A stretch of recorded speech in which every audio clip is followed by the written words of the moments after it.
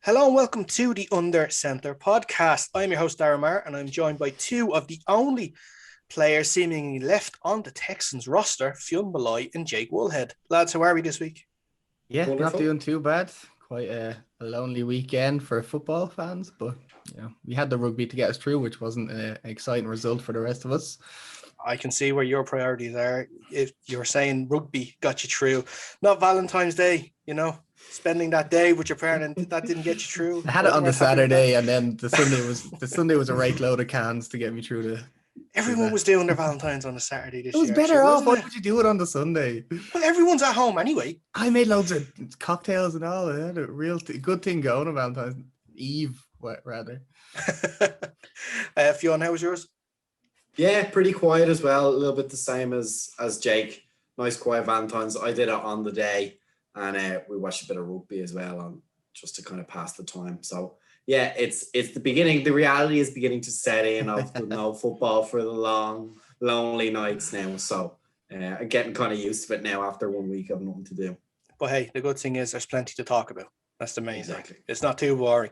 We have a packed show this week. We will go through some of the biggest news stories right now. And then we are beginning the start of a new series on the show. We'll be looking at every side in the NFL and go through what they need in this offseason to improve for the 2021 season. Each week we will look at one side from the AFC and one side from the NFC. And this week we're going to look at the Chicago Bears and the Cleveland Browns. And who better to help us to talk about the Bears and the Browns than some Bears and Browns fans. So firstly, I want to welcome our Browns fan, Colum. How are you? I'm not too bad. How are you all doing?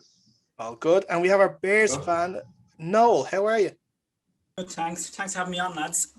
No problem. Delighted to have you guys on, and you'll be hopefully giving us a bit of insight when we talk about the news as well. We'd love to get your opinions on that. Before we actually do get into the news, though, if you are watching us on YouTube, please, if you could like this video and subscribe to the Dynamo Podcast Network. That is where you'll find our podcast each week, as well as many other great podcasts like the Four Podmen, if you're into wrestling, or King Woe's Court, if you like your metal music. Also, while you're at it, give our social pages a like and a follow. It's facebook.com/undercenterpod, Twitter, Instagram, and TikTok at undercenterpod as well. We are going to start off the news section, though, with the passing of former Buccaneers and Chargers wide receiver Vincent Jackson. Jackson, who was a second-round pick into 2005 draft by the Chargers, was found dead in a hotel room in Florida on Monday. Jackson had over 9,000 receiving yards and nearly 57 touchdowns, and was a three-time Pro Bowler. We would just like to send out our thoughts to the Jackson family at this difficult time, and may he rest in peace. But we'll get into the news, and we will start with the disaster that is the Jaguars. If you were not aware, last week the Jaguars announced that former Iowa strength and conditioning coach Chris Doyle will be their director of sports performance. But that hire was met with a lot of criticism due to the recent allegations made by numerous former Iowa players stating that Doyle made racist remarks and was a bully to them during his time there. These allegations were taken so seriously that the college effectively paid him almost $1 million to step down, and for a clause in his contract where you can't speak about it. The name doesn't come to me there just right now. After a day in the job, though, Doyle and the Jaguars released a statement saying that he's resigning. But if you read into the statements a little more, it sounds like the Jaguars sort of decided that they messed this up and Doyle had to leave. Lads, I want to get your opinion on the matter, because I'm sure this is the last thing that the Jaguars needed, because despite his age and time with Ohio State and, of course, with the Florida Gators, Urban Meyer is still a rookie coach in the NFL.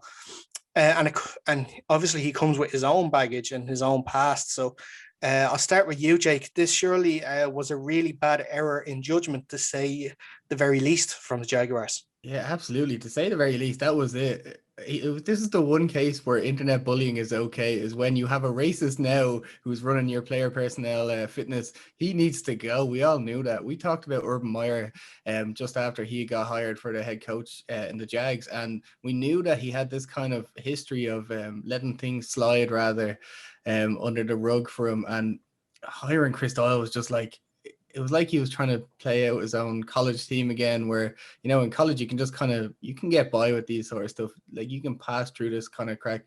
You've got players who are, you know, they're trying to get into the NFL, so that's their hopes and dreams there. So then you kind of have that power over them. But now you're talking in the NFL, there's these guys who are in the league years and years, or are new in the league, and now they're getting paid millions and millions of dollars to play the game. So it's a lot harder to have this kind of push over them, if you will. And then I was just looking at that Chris Doyle, like, even there was one Jags player on the team that had raised allegations against Chris Doyle in Iowa. Like, that's just crazy. How out of touch could Urban Meyer have been to hire this guy when he knew, obviously he had to know that, like, this is a guy. And you touched on the point as well. Like, he was paid to leave that college. He was paid a very nice sum to leave that college. That's how bad of a guy this was. Like, I just don't understand it myself. Some of the stories coming out of him, I think he stood on a few black players' hands during a drill. Like, that's just crazy, man. I don't know how that got past the Shad Khan. That's just mad. Yeah, it was. Yeah. I think what was one of the allegations as well, that he told the players to start acting white. Yeah, there was some very strange stories coming out. I think he told one other player that he should join the rowing team, but black people don't like swimming or something, like some crazy stuff he was coming out. I don't know how he keeps his job or kept that job. Yeah, it's astounding to me. I think we have to criticize not just Urban Meyer, but the whole front office of the Jaguars. The reality is Urban doesn't have the be on and end all of these hires. This has to be a whole negotiation. It has to be the front office in general, the GMs, the owners, everyone working together. And how this name can get so far up this list and not a single person raises this issue is a problem. What will be even a bigger problem is if this issue gets raised and somebody dismissed it, is even more worrying. Coming from the Washington football team, fan as I am, that people know, we have had a massive cultural problem of our own. It's not based around one person. It's usually institutionalized. And unless you can get the right people in the right positions, it's very hard to turn it around. And I think the Jaguars have highlighted that this might not be a Dolphins scenario where they go from a really terrible team to a middle of the pack team in one season, because these problems clearly run very deep. And over the offseason, or at least so far in the offseason, those coaching hires and the front office hires that have been made so far have clearly not addressed this problem. Another thing that I can't comprehend as well is, as we mentioned, the only reason this guy is available is because Iowa paid him to go away. Who on earth thinks this guy is the best option you have to fill the role that you got him for? That's another astounding thing to me. So I don't comprehend it on two ways, and I just don't think it's acceptable in the NFL. There are not that many teams. These are supposed to be the elite of the elite in terms of not just the players on the pitch, but the guys in the back room, in the offices, at the very top of these organizations. And it's crazy how these decisions can be made when it's so obvious to so many people looking that that's just a no-go area, especially in the climate that is America at the moment. Yeah, Colum, I'd like to hear your thoughts on this. Well, him just being able to get a job just after getting let go by the college is something that's really scary, especially when the NFL have tried to make a big push on trying to get more diversity in their coaching hires. Given my minority picks, I think it's complimentary third round picks if they hire minority head coaches. So it is a bit baffling that he was able to go into that position and be able to get a job, and being able to just being in that position basically is a scary thing, really. Is there no due process? Do people not do background checks on this? He shouldn't have got hired just after being paid off by the last college he was with because of this instance. So that's what I think anyway. He shouldn't have been in that position to get the job in the first place.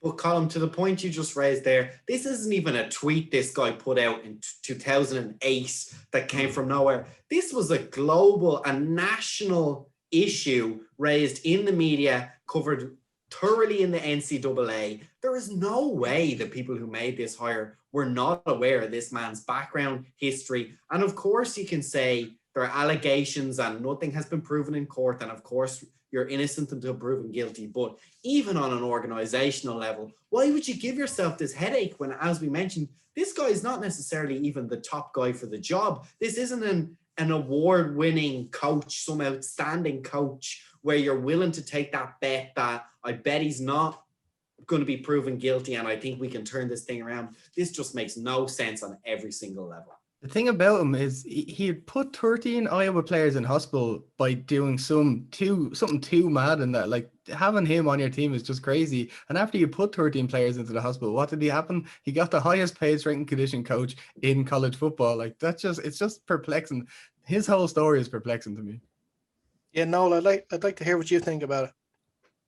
Similar to what the lads said there, they covered it all. I mean, how the Jags front office allows this hire to go through. As you say, look, whether or not allegations are true or not true, the fact is, as stated by Fionn, why do you want this headache? We know the climate we live in at the moment. There's not very many skeletons left in people's closets now. I mean, they're exposed now more than they ever have been. So why the Jags felt that this was something that wasn't going to come back and bite them, it's baffling. I mean, these aren't football teams anymore. These are multi-billion-dollar businesses. And how somebody doesn't look at this and say, no, can't be doing that. That's going to come back on us. It's crazy. As a Jags fan, you'd have to sit back and go, who is making these decisions? Like, how does that get through the net? Well, I think that's interesting that you said as a Jags fan to be worried, because I think that, I know we talked about the front office of the Jags get a lot of blame, but I think that fingers definitely have to be pointed at Urban Meyer, because there's no way he came out of retirement to not be given full control of this side. So, like, this is definitely his hire. And he did say in retrospect that it was a bad decision. Like, I'm sorry, but it's only a bad decision because you've been found out. And it wasn't even that hard to find out because these are recent allegations. He said that he was vetted thoroughly. How could he be vetted thoroughly if, like I said, these allegations that came up so recently were never checked and were never talked about? Like, and like you said, Fionn, at the point where we are now in society and at the point where the league is, this has got to be up there with one of the stupidest hires, I think, in league history. And now, in retrospect, he would not have hired him again. Going back to that, like, those sort of statements, and you see it not just in football, but you see it in sort of in general in the world, in terms of, like, you know, something's happened and obviously there's an outcry publicly and then the decision is reversed. So, like, this sort of stuff makes me laugh. He's only sorry because people caught on. He wasn't sorry that the team hired Doyle, because it was not the team, it was Urban Meyer, I believe, that hired him. And I think the owner, Sadiq Khan, just said during the hiring process of Meyer, says, it's your team, do what you want, basically giving him college level control of an NFL side. And, like, I'm not one of those that believe in the sort of cancel culture, but I do have a problem when the person in question, being Doyle, has continued to defend themselves despite a lot of evidence contradicting what they're saying. I don't believe for a second that, I think it was around 50 former students that have come forward. I don't believe for a second that they all decided, and they're all from different years, not from the same graduating years either. I don't believe that they all come together and all decided, here, let's ruin this, like, guy's career or something like that, maybe because he was a little hard in training. This was continued, and, you know, it was pointed at players who were not white, whether they be black or Hispanic or anything. And, you know, that's why, until he admits his wrongs and until he tries to make amends and is working to, you know, make it better and to sort of improve his ways and show that he's not going to do what he did previously, this guy should not be near any football team, let alone a professional NFL team. Yeah, absolutely. This was basically just Urban Meyer hiring a buddy of his and seeing if he could get it past. Like, I know the two of them that's didn't the work thing. together. Sorry, Jake. That's the thing. He's not even a buddy of his. They've never worked together. No, but they have a relationship of 20 years. I was looking at this. He has a relationship with him. He knows him, and they're at the same college. They obviously have crossed paths quite a few times. Okay, so we'll move on then. And we'll move on to the next news story. And we are heading back to the Texans, but it's not to talk about Deshaun Watson, but I'm sure he'll come up at some stage in this conversation. It's star lineman J.J. Watt, who's been granted his release after 10 years with the team. So, Fionn, I'll actually start with you on this one. Where do you think Watt's going to end up? That's a difficult one. Maybe Pittsburgh. Maybe his brother gives him a call and goes, "Hey, come over here." Two brothers, of course. Maybe they get the Watt trifecta. They just become the Wattsburg Steelers and just go try and win the Super Bowl for Big Ben. To be honest with you, I don't know. I don't know what kind of money he's asking for. That'll depend a lot because it'll depend on cap space of teams and things. I think he's definitely a huge asset.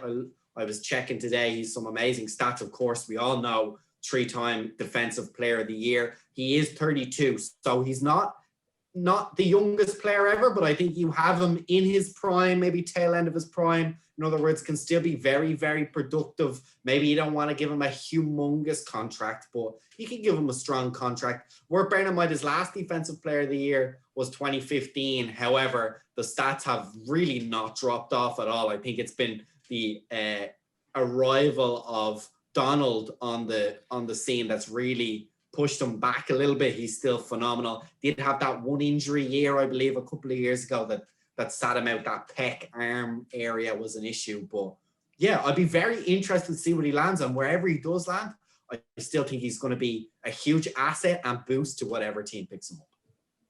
Yeah, there's two teams that I see in a lot where the Browns, and maybe Callie, you can talk about the Browns and whether or not they need JJ Watt. I mean, of course, it'd be nice to have him across from Myles Garrett, but I don't know what the status of Olivier Vernon is. And then the other team was the Packers.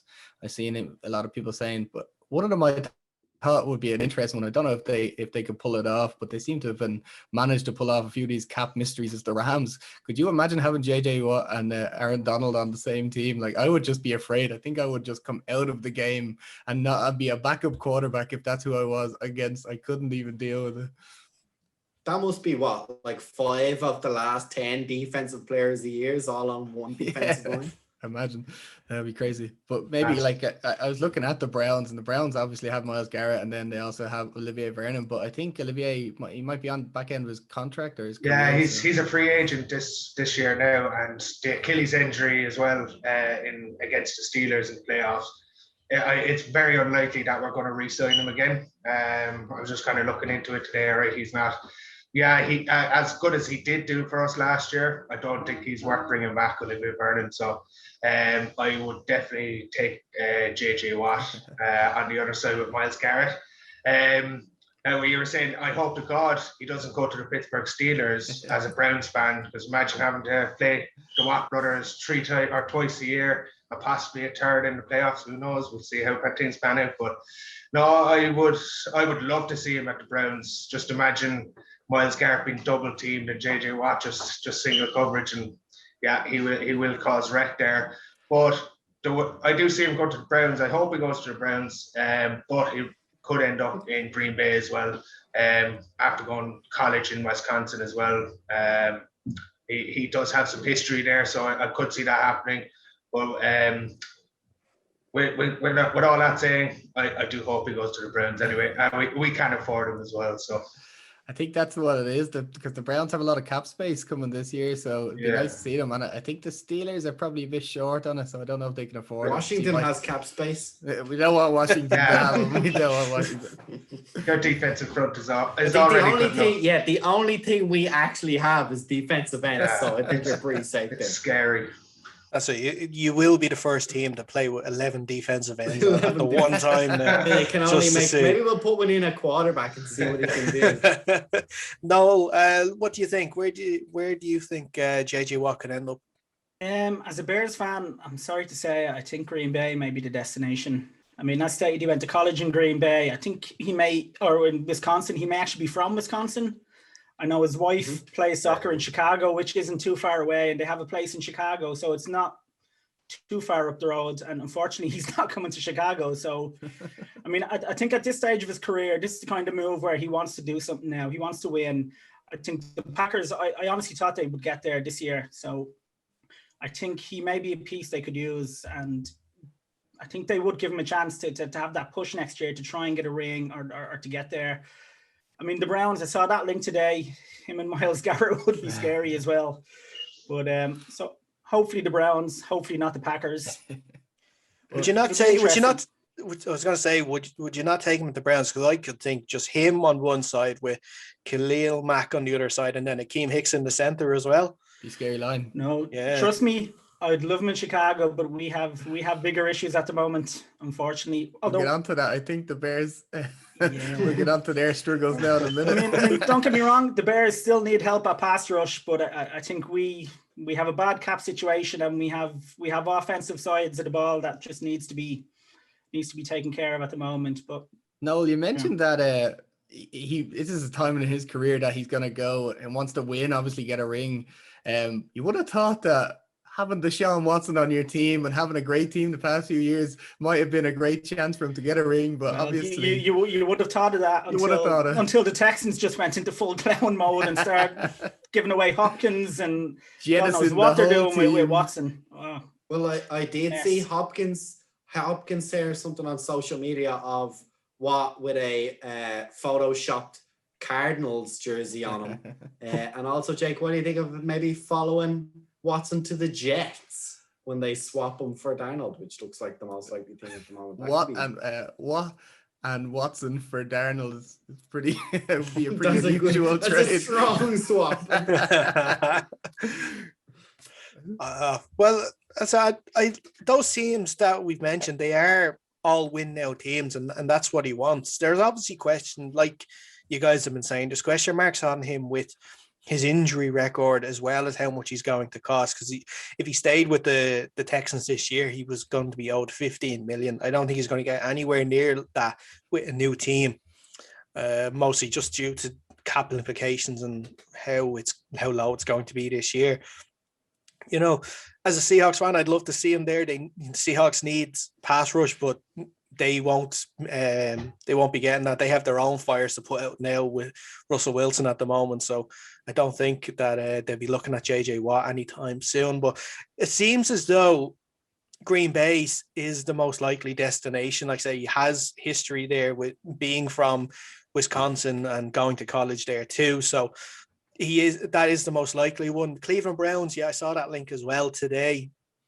Like that with Garrett on one side and Watt on the other would make it for a terrifying prospect. But you know, I'd like the idea of seeing all three Watt brothers on the same team. So let's let them go to Pittsburgh. I'm sorry, Colum. I know that's scaring the life out of you right now, but I think as long as he stays away from the NFC, I'll be happy. And I think Fionn, I agree with that. I think the rest of us will be definitely happier if he stays away from the NFC next year. But I just want to actually ask, because this was just something I saw yesterday, and maybe it's a little coincidental. Did you see Deshaun Watson pictured with the Miami Dolphins players there yesterday? No, that is something I missed. Yeah, he was pictured out with them. Fake news. You're on the phone. He was just pictured out with them. It's strange that picture came out like a day or two, a couple of days after Watt was just granted his release just by asking. Now I understand Watt stayed there for 10 years and he was loyal to them, but I still find it a little weird that they never even tried to shop him around and even try to get even a 5th round pick, because this is a Texans team that are begging for picks because they've gotten nothing this upcoming draft. So it's just, look, I'm just putting two and two together, see if I get 4. Maybe I'm going to get 5. We don't know, but look, just thought I'd put that little nugget in there. Well, let's move on to the main part of the show. And it is our new series we are doing over the next while. We are looking at each of the 32 sides and what they are going to need in this off season to improve for the 2021 year. We still have Browns fan Colum and Bears fan Noel with us. And I'm going to start on the AFC side. So that means, Colum, I'm going to start with your Browns. Firstly, what did you make of this past season? A really impressive start for new coach Stefanski. Well, like what can I say? It's been the best season in the last decade, probably even 20 years. I'd say the last time we were in the playoffs was when Bill Belichick was managing us. So that's a long time ago. So yeah, look, this season was unreal, really. To be honest, it was above and beyond all expectations. Kevin Stefanski, I think he's just brought a complete maturity to the team. He's created a really good culture for us. He's making it an attractive place for players to go to as well, and he's just installing that winning mentality on it. So yeah, it was a great season. Now compared to last season as well, with the amount of expectation, it just didn't work out. So this season or last season, we went in with no expectation whatsoever, and it just seemed to work. And yeah, Stefanski really brought the best out of Baker Mayfield anyway. In the way he set up the team and the way he played. Yeah, and how much credit would you give to the new GM as well? Because you said you're making Cleveland a more attractive place for free agents and for players to go to. That has to be down as well to, I guess, Andrew Berry and what he's done in the past year. Yeah, he has. He's done quite a lot, in fairness, and I think they were really smart in last season in free agency, bringing in Austin Hooper, bringing in was it Conklin and tackle, and there was a few other good acquisitions that they did make, and it really did help us going forward. And well, to be fair to John Dorsey as well, the previous GM, now he didn't make the greatest head coach's decisions, but he did bring in some of the players that we have now. That's really putting us in a good position to challenge for the AFC. Yeah, and there's some notable players out of contract. We mentioned it in the earlier segment. Olivier Vernon is out of contract this year. So is the likes of Andrew Sandejo, Carl Joseph, Rashard Higgins. Is there any players out of contract this year that you think would be a priority to re-sign? At the moment, like Olivier Vernon, if he didn't get the injury in the playoffs, he'd be probably the first one to sign. At the moment, overall, probably Terrence Mitchell, quarterback. It's just because we're so light there. We don't really have much depth, quality depth. And he did play well once Greedy Williams did get injured this year as well. So Higgins, you'd like to see him sign, but we seem to have a lot of wide receivers at the moment, especially Landry and Odell getting paid top dollar. So it's going to be hard to re-sign them. Now, I would like to see them be re-signed. And Njoku as well. Sorry, I can never really pronounce his name properly. Just get up here. Yeah, he would be. I don't think we're going to be re-signing many of the main out of contract players at the moment. Just cap space. And realistically, I think we should be bringing in veterans like JJ Watt. For a year or 2 year contract because we have the cap space, and I think it would be a good for us going forward. Yeah, and I guess sort of when you're talking about cap space as well, I'm guessing that they're going to have to start making some moves to sort of clear a bit of room, because we saw a really improved season from Baker Mayfield this year, and his contract is going to be coming up soon. And so two questions is, firstly, like, do you extend him? And secondly, like, how much would you think that you're going to have to pay to extend them? Well, I would definitely be picking up his 5th-year option anyway. Just after last season, he's doing really well. I would see how that season does pan out next season. Like if we're close to winning a Super Bowl or even get anywhere close to it, then you would consider paying him close to top dollar, or you wouldn't go at the premium, like, but he would be mid-range more than anything. So yeah, I would after this season. Under Kitchens, he wasn't great. I think he was just forcing the ball into places. He was trying to make things happen. It seemed to be his team when under Kitchens, where under Stefanski, he's after taking that role from him. It's Stefanski's team now, and it just suits him a lot better. It's a lot better when he plays off the play action anyway as well. So I do think, yeah, it depends in the next 2 years to see if we do sign him on a big money deal, really. Yeah, and I think definitely Kevin Stefanski has been integral to his progression this year because, and I know, Fionn, you're going to hate me saying this, but Stefanski turned Kirk Cousins into a decent quarterback for a season there at the Vikings. And I think it was based off that season. I think so. I think you have a blind spot when it comes to the Vikings, but that's okay. We'll let that go. But I think that, and a lot of it was to do when Cousins could play the play action passes, which gave him the time, which is what he needed. And it's the same with Baker. And I think probably the interesting thing coming into next year, and I don't know if you agree, if you, and I'll open up to the rest of you guys too, that next season you have a year of tape of Kevin Stefanski's offense with the Cleveland Browns, so teams can prepare for it a little better. So I think it's going to be important that they sort of try and shake things up a bit. Sorry, I think the main thing they need to look at is that the offensive line. If they can keep Chubb's productivity up, that's definitely going to help with their play action. And I wonder, does Colum agree with that? But for me, I think that's the main thing. When you get your quarterback in rhythm, and I think a lot of quarterbacks, especially at the NFL level, can really excel in that play action where you're taking the decision out of the defense's hands. Essentially, they have to honor the run if you've got a strong one, and then it gives them much more time. So I think a lot of times when we see quarterbacks struggle in that second year and coaches struggle, they can't keep that run freed up. People start keying on it and say, okay, let's see if Baker can beat us in the air. So, Colin, is that a fair assessment, do you think? Yeah, I definitely don't think it's fair assessment, all right. Getting a draft Wills in last season for Lion, bringing in Coughlin last season made a massive difference to it. They were able to protect Baker Mayfield, and they were able to make holes for Kareem and for Chubb. So what I would say is the offensive line, they would need to just bring a bit more depth into it. Now, you can't spend massive money on it, but I think in the draft, if they draft well, they just bring in some depth there, make sure that it's a solid offensive line, and that will create the holes for Chubb. Now, he's a good runner to make his own holes, but when you have a good offensive line, it always makes things easier.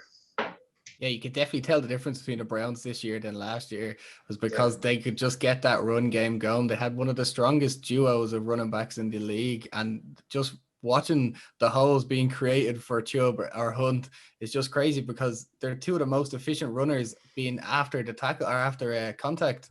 And so if you can get them contact on the second level rather than at the line, the game's going to be so much easier for you because now you have the play action. Now you have a strong run game. So you can take your deep shots. You can do all that and you don't have to take yourself out of rhythm of it. And you can put the defense on the back on their heels, say.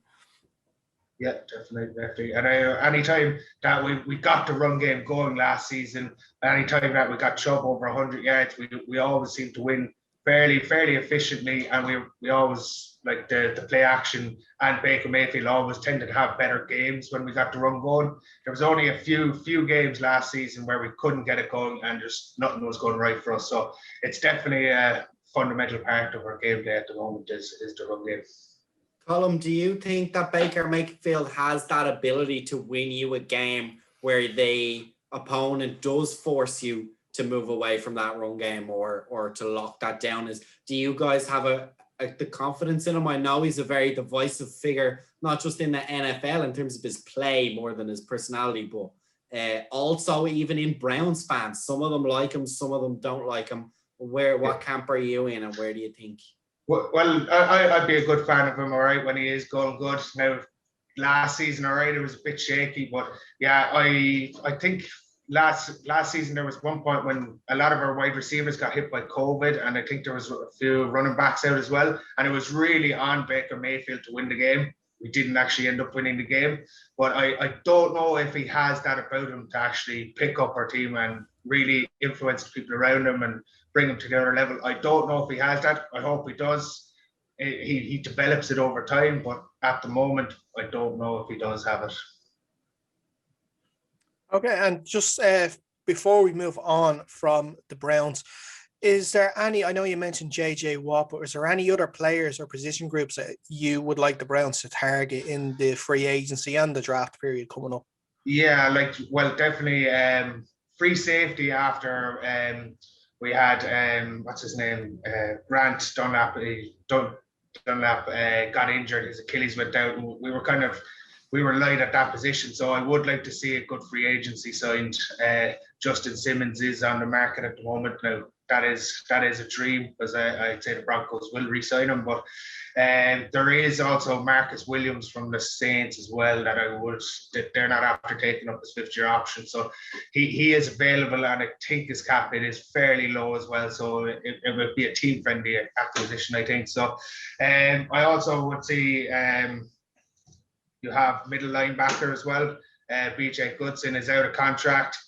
Don't know if he'd be probably the most likely we'd re-sign, because look, we are light at that position. It doesn't seem to be a priority for the team at the moment, but yeah, that would be somewhere. If you don't re-sign Goodson, definitely try and mid-draft anyway to try and find a few rookies at that point. I would also see wide receiver as well. If we don't sign Higgins, I would like to see them dip into the draft for 1 or 2 rookie receivers, because we did pick up Donovan Peoples-Jones last year late, I think in the 7th round, 6th or 7th round, and he has been very good for us, and he's on a low contract, a small contract, so that's always team friendly as well going forward.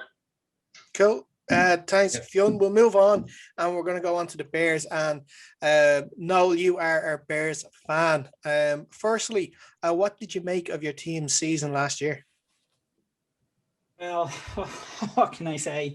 To quote Denny Green from 2006, the Bears were who we thought they were, and they are basically a middle-of-the-road team, 8-8 for the 2nd year in a row. I mean, I don't know. I'm a little more calm now than I was when the season ended, the more I've kind of thought about it. But they epitomise what a mediocre team is. They beat the teams they should be. They can't beat the teams that make the playoffs, and they just seem to roll on like that. So I'm a little more hopeful. The one big worry I have is Ryan Pace, the GM, seems to be on a very, very hot seat now at the moment. And I don't know if his decisions coming up are going to be for long term or for I need to save my job next year. So rather than drafting, say, that developmental quarterback who 2 years from now could be, brilliant, I need to go out and I need to get Ryan Fitzpatrick now because I need to win now. So that's a concern coming into the new season, but we'll see what they do. Yeah, and I think I kind of want to take it back to the start of the year, and I think they started 5-0, and I think nobody believed that they were 5-0. I think they were like that one team, or like that one person who was at the party, and you're like, oh, you're still here.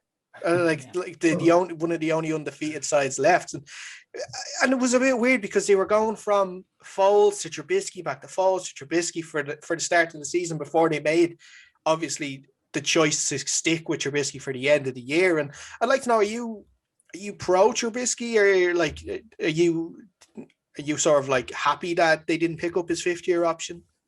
Yeah, no, I think the Trubisky experiment is done. He got his chance. Now, there are a lot of people calling him a bust. To me, Trubisky isn't a bust. Jamarcus Russell is a bust. Ryan Leaf is a bust. Trubisky was just a disappointment. He should never have been drafted number 2. And I think it's right to not pick up that 5th-year option. Let him go. It benefits the team now for him to go. We've been through it. It'll benefit him because maybe he can go somewhere, start fresh, maybe in an offense that he actually fits in, and that can make use of his talents. It always felt that he was forced upon Nagy, and Nagy didn't really want him, never trusted him, never really opened the playbook to him. I mean, Nagy's playbook is the size of a phone book, but the one he gave to Trubisky was, it was just a small little fraction of that, because he just doesn't seem to be able to read a defense. He's great when it breaks down and he needs to scramble. He can make a play in the run, but when he sits back in the pocket, he just doesn't seem to see what's coming at him. So I think it's the right time just to let him go and just try and sort that out.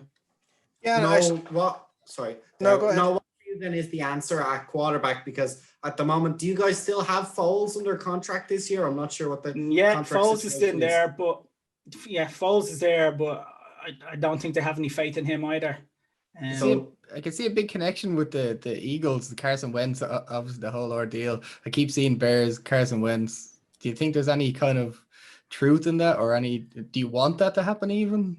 Not really. Similar to Trubisky? It depends. It depends. If they're going to get him for a 5th round and he wants to sit there with somebody else, fine.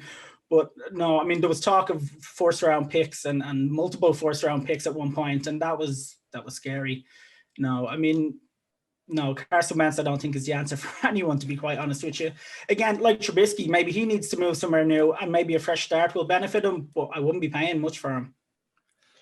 Yeah, no, I definitely agree. And I think every fan was sort of looking with raised eyebrows when obviously it was just play acting by the Eagles saying, oh, we have suitors and I think it's going to be multiple 1st round picks. And everyone just pointed to the Bears saying, what are you doing? What are you doing? Like, it's not even just Wentz and obviously the questionable whether he can relive the form that he had in his nearly MVP year. Everyone acts like it's an MVP year. He didn't win MVP that year. He might have if he stayed healthy, but he didn't. Okay, who was MVP that year? Actually, I wonder. I think sure it doesn't matter anyway. I can't remember. But yeah, I think it's the contract as well that you're going to have to pay him, and that's it exactly. Like that's big money that you need to be bringing in. So it's not worth the risk. The Bears don't have that anyway. The cap space, there's going to be a lot of creative accounting going on in Chicago just to try and sort that cap out, especially given what they're projecting it to be this year. So, I mean, I don't see how they make that move work. Yeah, I was just going to say, and a few notable players are actually out of contract this year include Allen Robinson. Like we said, Mitchell Trubisky is free to go this year. Cordero Patterson is also free to go this year. And like you were saying, a few changes of contracts, maybe a lot more money up front's going to have to do, because I think a lot of teams are in trouble obviously this year with the reduced cap, and it is strange. And I think Foles himself is on a pretty big contract too. They took his contract on from the Jaguars as well. Out of those players that are out of contract this year, which ones would you like the team to re-sign? Well, they need to get Allen Robinson sorted. Need to send him to the Giants. Need to send him right over here. Well, I had text from someone else today, Jake, another Giants fan, telling me about that, and I won't tell you what I said back to him, but no, they have to they can't let Robinson walk. Like, they need to get that sorted. They're going to have trouble at wide receiver anyway, because they're not working out there. Javon Williams just isn't an answer. Anthony Miller just hasn't shown it. He probably needs to go. I mean, Darnell Mooney looks good. A really good prospect. He had a great year last year, and hopefully that will continue. But I mean, no, they need to sort out Robinson fairly quickly. Can't be letting him walk out the door. The tight end Kmet looks like a quite nice player, though. He does look good. He does, actually. He seems to be coming along. They leaned heavily. Oh God, what's his name now? The other tight end, Jimmy Graham. Excuse me, gone mad there. Yeah, they leaned heavily on Graham, who got them a few touchdowns. But I think his main role was basically to shepherd Kmet along, work with him. Let Kmet shadow him, see how pro works like. So I think Graham may end up being cut unless they can redo his contract, and I think we may see more from Kmet next year. Now, I think that would probably be the plan. Yeah, and just on the obviously the vacancies that you'll have, especially in the QB room, and you mentioned it there at the start. Would you take a Ryan Fitzpatrick on board for this coming season, and then draft a young prospect at quarterback in the draft? And then I wouldn't say deal with Fitzpatrick. I still think he has another year left in him at least. But what would you make of that arrangement, Fitzpatrick for a year and then the draft choice the year after? No, I could live with that now. I mean, Fitzpatrick will come in and do a job as he's done everywhere else. He knows what he's coming in to do. That would be my preferred option, is draft a young quarterback who he can develop. I don't think Foles is an answer either. I think he's probably gone. But bring in someone like Fitzpatrick, maybe get a year or so, bring the new player through. But again, the problem is can Ryan Pace and Matt Nagy wait that long for a young player to develop? Will they put all their money into an expensive quarterback who's being there and may not be the answer long term? But for me, I mean, you have to draft a young quarterback, develop him, bring him through, and then, see where that goes. So who knows? But they're so unpredictable at the moment in terms of decisions they make. I mean, they could do anything. Yeah, and just for the upcoming season, what would be a acceptable season for the Bears? Would it be another playoff position? Would you be okay if they challenged and didn't make it? And then adding on to that, is this a make or break year for Nagy and Pace? I would say yes on Nagy and Pace. I think at this stage I think they need to start winning playoff games again. For ownership, they probably just need to make the playoffs. But I definitely think for me, you really need to see them winning playoff games again. And Nagy and Pace, they are in the hot seat. So that's the worry in terms of their decisions. Will that cloud their judgment and make them go for the easy, quick fixes now? Time will tell on that. Yeah. And lads, I want to open the floor to you guys as well. What do you think about the Bears this coming off season, and what do you think they can improve on to sort of help them get through? Well, not get through next season, but sort of build on what they did in the previous year. Yeah, like Noel said, I'm afraid of what they're going to do, because like when the Giants were losing really badly and it looked like the GM was going and that, what do? We started paying high price free agents to come in. The next year looked great and the following 4 years looked like crap. So that's what I'd be afraid of the Bears doing. And what they need to do is what you said, is get a nice quarterback in there, a young guy to learn. And maybe if you want to sit beside Fitzpatrick or even Foles, if you want to just keep Foles for a year, whatever, and keep your young guy there and have him go in like kind of the Justin Herbert kind of route. But we kind of seen how that worked for him. He's obviously probably the most talented rookie quarterback last year, aside from Burrow. But I'd like to see something like that happen for the Bears. They obviously have a lot of big holes, as you said. No, the wide receivers are a bit of an issue at the minute, and especially how you stand with Allen Robinson. Does he get tagged and traded, or is he just kept? So a lot of things to look into with the Bears. Yeah, as Noel and Jake mentioned, it's quarterbacks are the key. It's obvious. Everyone says it. These NFL teams, they're paid the biggest money, but you need at the very least some sort of stability there. I think where the Bears are puts them in a tough situation if they are to get a quarterback that might start halfway through this season or next season. Essentially, it's a fluke, right? Any of the really big names that are going to be in this year's draft will not be around by the time the Bears pick shows up. So they're going to have to fluke it. I wouldn't be against having a guy who comes in and can play adequately, maybe not Fitzpatrick, but perhaps a guy who can play to the level of Fitzpatrick, where you can get 3-4 years, who you're not particularly attached to. You could dump if you do look out and get a quarterback way down the draft, like a Dak Prescott that you weren't expecting, who comes up through the ranks, but that's going to be happy. And that lets you, at the very least, focus on other areas. It's the same issue with the Washington football team we've had. We've got lucky now that we do have that defensive line we've managed to put together. But the offense always feels shaky. Teams always feel shaky until they have that one guy. He doesn't have to be a world beater. A lot of the times, if there's disarray in the other three teams in your division, you can do a lot of damage. And it's not like the Bears couldn't reach the playoffs. They were in the playoffs this year, maybe because of the extra team. I'm not sure exactly which seed they managed to get in at, but when you're building from where they are, it's much easier than if you're like Dolphins 2 years ago, or like Jets are going to be this year, where you got to start from scratch. You got to build it up. So I think getting that stability, whether it's a top talent, if you really feel like there's one out there that you can get, or at least a guy who's not going to cost you games, who you can keep around. And if something lucky happens in the meantime, you can go ahead and take that chance. Maybe your Alex Smith could go to the Bears for a while. Exactly. It's not a wild accusation to say that, to be honest. He's exactly that kind of player where he's young enough to get you 3 years, maybe 4 years if you got to push it. Is he going to win you a Super Bowl? Maybe not, but he gives you that opportunity to add other top quality players who maybe they can get you further to the Super Bowl.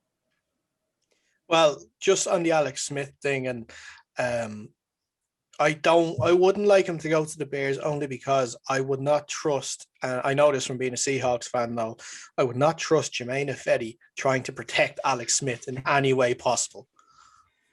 Well, speaking of Fetty, in fairness, along with quarterback, the O-line is where I really think they need to be concentrating on. To be fair, I think the defense has its problems.